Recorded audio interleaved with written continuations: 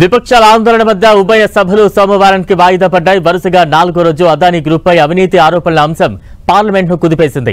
అదానీ అవినీతి ఆరోపణలపై విపక్షాలు చర్చకు పట్టుబట్టాయి.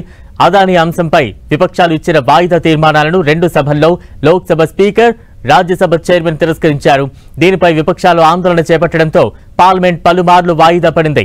ప్రశ్నోత్తరాల సమయంలో సభ జరిపేందుకు సహకరించాలని స్పీకర్ ఓం బిర్లా కోరినా విపక్ష సభ్యులు వినబడకపోవడంతో మొదట మధ్యాహ్నం 12 గంటలకు లోక్సభ వాయిదా పడింది.